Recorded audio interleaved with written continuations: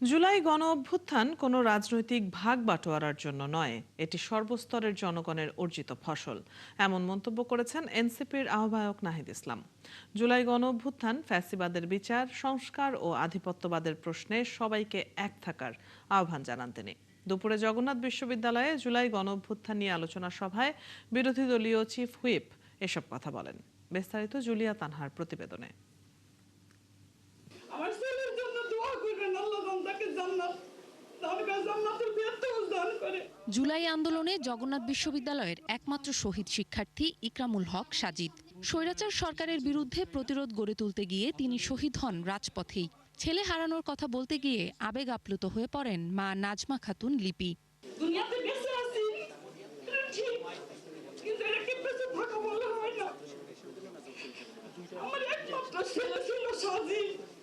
আমার সাজিদ আজকে এখানে বসে থাকতো, আমি আসতাম না আজকে। আমি শহীদের মা হিসাবে এখানে আছি।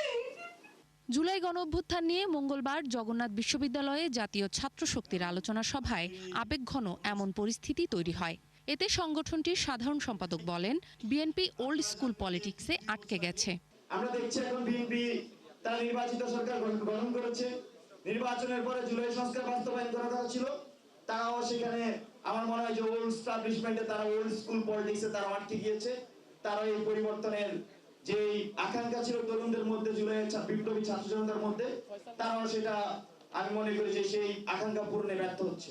অনুষ্ঠানে এনসিপির আহ্বায়ক নাহিদ ইসলাম বলেন, জুলাই গণঅভ্যুত্থান কোনো রাজনৈতিক ভাগ বাটোয়ারার জন্য নয়, এটি সর্বস্তরের জনগণের অর্জিত ফসল।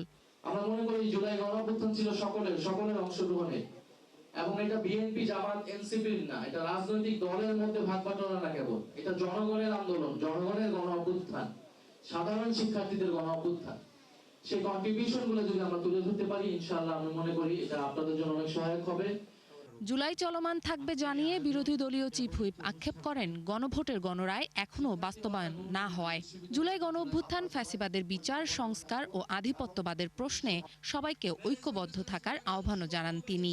জুলাই গণঅভ্যুত্থান ফ্যাসিবাদ প্রশ্নে আমরা ঐক্যবদ্ধ আছি, আমরা ঐক্যবদ্ধ থাকবো, এবং সংস্কারের প্রশ্নে, আধিপত্যবাদের প্রশ্নেও আপনারা আপনাদের জায়গা থেকে কথা বলবেন।